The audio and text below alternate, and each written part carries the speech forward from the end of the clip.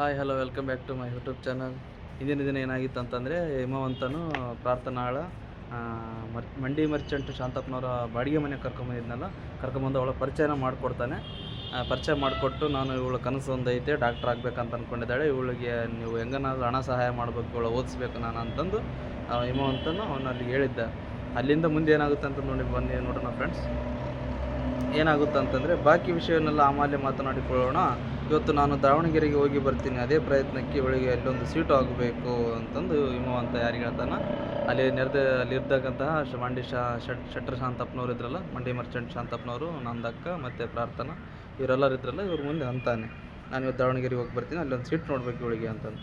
ದುಡ್ಡಿನ ವಿಷಯ ನಿಮ್ಮ ಕಿವಿ ಮೇಲೆ ಬಿದ್ದಿರಲಿ ಅಂತ ಹೇಳಿದೆ ಅಷ್ಟೇ ಅಂತಂದರೆ, ಈ ಮಾತನ್ನು ಯಾರಿಗೆ ಹೇಳ್ತದೆ ನಾನು ಅಂತಂದರೆ, ಮಂಡಿ ಮರ್ಚೆಂಟ್ ಶಾಂತಪ್ಪನವ್ರಿಗೆ ದುಡ್ಡಿನ ವಿಷಯ ಅವ್ನು ಕೇಳಿದ್ನಲ್ಲ, ಅದಕ್ಕೋಸ್ಕರ ಈ ಕಿವಿ ಮೇಲೆ ಇರಲಿ ಅಂತಂದು ಹೇಳಿದೆ ಅಂತಂದು ಹೇಳ್ತಾವನೆ. ವಿವರವಾಗಿ ಇಬ್ಬರೇ ಕೂತು ಮಾತಾಡೋಣ ಅಂದವನೇ ಒಳಮನೆಯಿಂದ ಬಂದ ನಂದಕ್ಕನ ಕಡೆಗೆ ತಿರುಗಿ ಎದ್ದು ನಿಂತು 2 ಕೈ ಜೋಡಿಸಿ ನಮಸ್ಕರಿಸಿದ.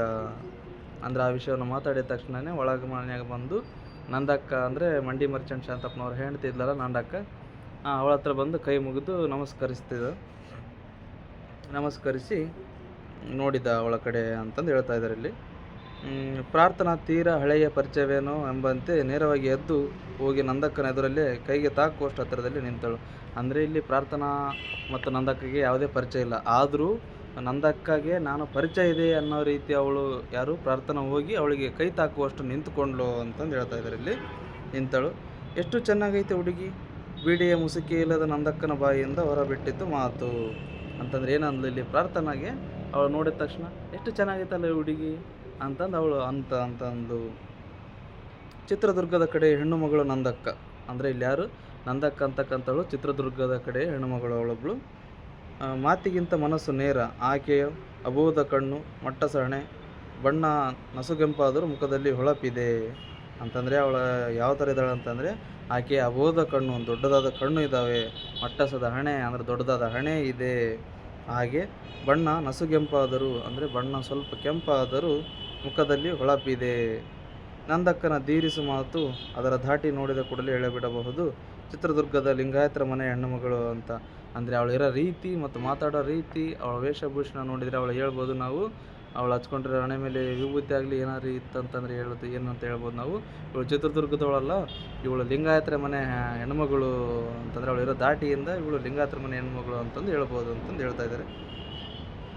ಆಕೆ ಹಿಮವಂತನನ್ನು ಹಿತ್ತಲ ಮನೆ ಹೇಮಣ್ಣ ಅಂತಾಳೆ ಎಂಬುದನ್ನು ತಮಾಷೆಯಾಗಿ ಗಮನಿಸಿದಳು ಪ್ರಾರ್ಥನಾ. ಅಂದರೆ ಇಲ್ಲಿ ಯಾರು ಇಟ್ಟಿದ್ದಾರೆ ಅವನಿಗೆ ಅಡ್ಡ ಹೆಸರು ಅಂತಂದರೆ, ಇಲ್ಲಿ ನಂದಕ್ಕ ಅಂತಕ್ಕಂಥವಳು ಹಿಮವಂತನಿಗೆ ಹಿತ್ತಲ ಮನೆ ಹೇಮಣ್ಣ ಅಂತಂದು ಹೆಸರಿಟ್ಟಿದ್ದಾಳೆ ಅಂತಂದು ಅನ್ನೋದನ್ನು ಗಮನಿಸ್ತಾಳೆ ಯಾರು ಪ್ರಾರ್ಥನಾ.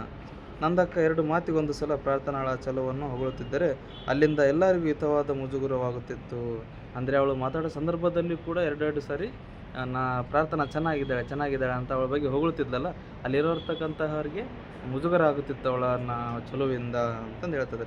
ಇನ್ನು ನಂದಕ್ಕನ ಮುಂದೆ ದುಡ್ಡು ಕಾಸಿನ ವಿಷಯ ಮಾತಾಡುವಂತಿಲ್ಲ ಎಂದು ಗಂಡಸರಿಬ್ಬರು ನಿರ್ಧರಿಸಿದ್ದರಿಂದ ಪ್ರಾರ್ಥನಾ ಎಂಬ ಹುಡುಗಿ ಇನ್ನು ಮೇಲೆ ತನ್ನೊಂದಿಗೆ ಹಿತ್ತಲ ಮನೆಯಲ್ಲಿ ಇರುತ್ತಾಳೆ ಎಂಬ ಸಂಗತಿಯನ್ನು ನಂದಕ್ಕನೇ ಮನವರಿಕೆ ಮಾಡಿಕೊಟ್ಟು ಅಲ್ಲಿಂದ ಹೊರಟು ಬಿಟ್ಟ ಹಿಮವಂತ. ಏನಂತಂದರೆ, ಅವನು ಈಗಾಗಲೇ ದುಡ್ಡಿನ ವಿಚಾರ ಮಾತಾಡಿದ್ರಲ್ಲ, ಇನ್ನೇನು ಅವರು ಪೂರ ಹತ್ರದವ್ರು ಆಗಿಬಿಟ್ರು, ನಾನು ಯಾವುದೇ ತೊಂದರೆ ಇಲ್ಲ, ಇವರಿಬ್ಬರು ಇರ್ತಾರೆ ಅಂತಂದು ಪ್ರಾರ್ಥನೆಯನ್ನು ಅವಳಿಗೆ ಪರಿಚಯ ಮಾಡಿಕೊಟ್ಟು ಅಲ್ಲಿಂದ ಹೊರ ಹೋದ ಹಿಮವಂತ ಅಂತಂದು ಹೇಳ್ತಾ ಇದ್ದಾರೆ. ತೀರಾ ಹೊಸ್ತಿಲು ದಾಟುವಾಗ ತಿರುಗಿ ನೋಡಿದರೆ ಡಾಕ್ಟ್ರು ಎಂಬ ಪ್ರಶ್ನೆಯನ್ನಾದರೂ ಶಾಂತಪ್ಪನವರ ಹಣೆಯ ಮೇಲೆ ಗೆರೆಯಾಗಿ ಕದಲುತ್ತಿದೆ ಅನಿಸಿತು ಅಂತಂದರೆ, ಅವನಿಗೊಂದು ಉದ್ಗಾರವಾಗಿತ್ತು. ಅವನು ದುಡ್ಡಿನ ವಿಷಯ ಮಾತಾಡುತ್ತಡ್ಲೆ ಮತ್ತು ಡಾಕ್ಟ್ರು ಓದಿಸ್ತಾನೆ ಅಂತಡ್ಲೆ ಅವನಿಗೆ ಯಾರು ಡಾಕ್ಟ್ರು ಅನ್ನೋದೊಂದು ಉದ್ಗಾರತೆಯಿಂದ ಅವನ ಮನೋಭಾವದಿಂದ ಇದ್ದವನು. ಅದು ಆದ ತಕ್ಷಣ ಅವಳು ಪರಿಚಯ ಮಾಡಿಕೊಟ್ರು, ಅಲ್ಲಿಗೆ ಮುಗಿದ್ರೂ ಅದು ಎಲ್ಲನೂ. ಮತ್ತು ಇವನು ಯಾರು ಮಂಡಿ ಮರ್ಚೆಂಟ್ ಶಾಂತಪ್ಪನವ್ರಿಗೆ ಇನ್ನು ಯಾರು ಡಾಕ್ಟ್ರ್ ಅನ್ನೋದೇ ಅದು ಪ್ರಶ್ನೆಯಾಗಿ ಉಳಿದಿತ್ತು ಅವನಿಗೆ ಅಂತಂದು ಹೇಳ್ತಾ ಇದ್ದಾರೆ ಇಲ್ಲಿ ಯಾರು ಹಿಮವಂತ.